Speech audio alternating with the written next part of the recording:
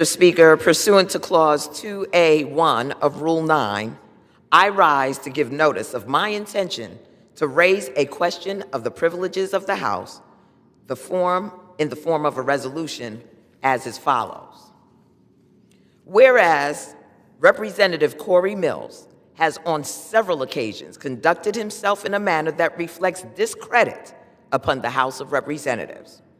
Whereas on February 19th of 2025, Washington, D.C. Metropolitan Police Department officers were called to resolve a private matter at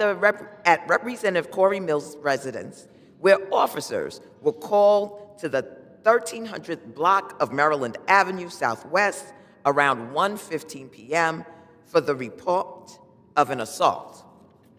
Whereas the police reports obtained by NBC4 Washington confirmed that the Washington, D.C. Metropolitan Police Department was investigating Representative Cory Mills for an alleged assault of a 27-year-old woman that took place on February 19, 2025 at the residence of Representative Cory Mills. And whereas the first police report provided to NBC4 Washington by a source and confirmed by a second source familiar with the investigation said that the 27-year-old woman accused her significant other for over a year of having grabbed her, shoved her, and pushed her out the door,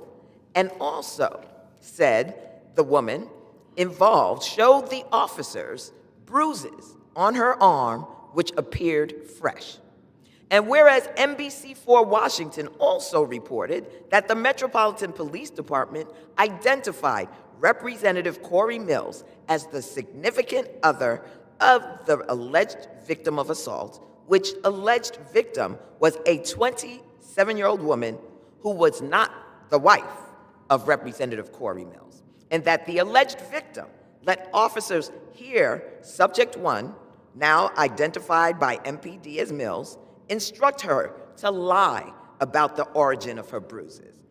Eventually, Subject 1 made contact with police and admitted that the situation escalated from verbal to physical,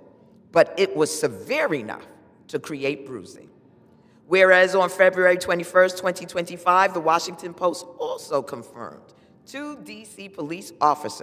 officials said that the alleged victim of assault initially told a 911 operator and police that she had been assaulted, and that officers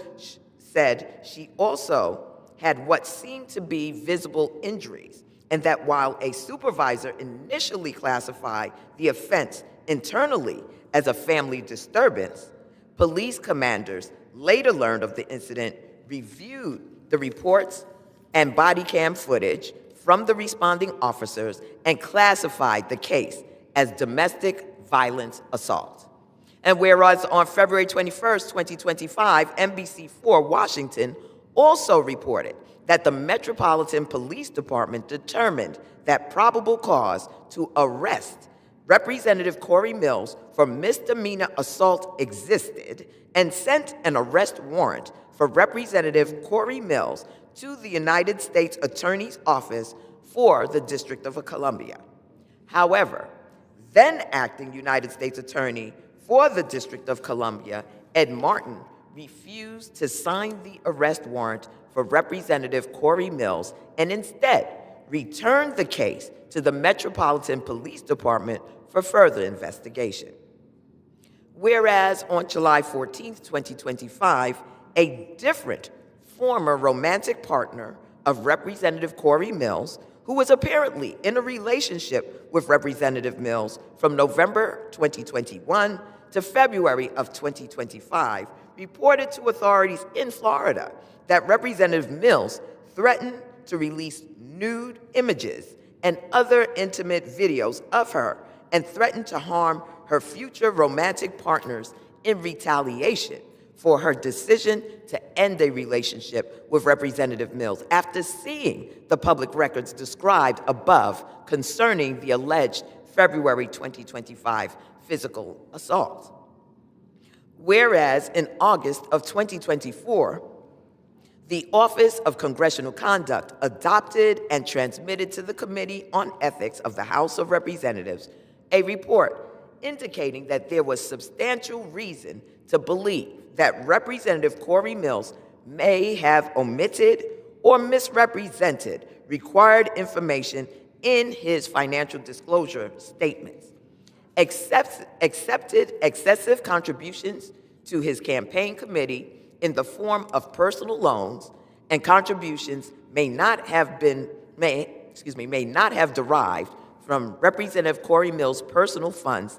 entered into, held, or enjoyed contracts with federal agencies while he was a member of Congress, and may have accepted through his campaign committee in-kind contributions or other contributions not lawfully made.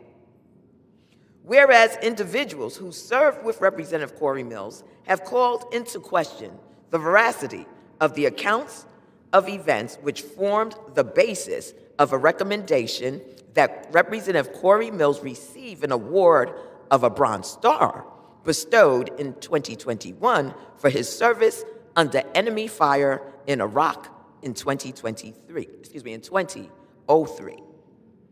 Whereas in August of 2024, Representative Cory Mills provided the Daytona Beach News with documents purporting to prove that he earned a Bronze Star with heroism,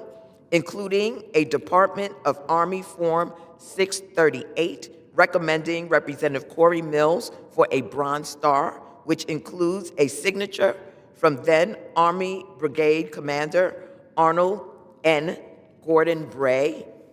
However, retired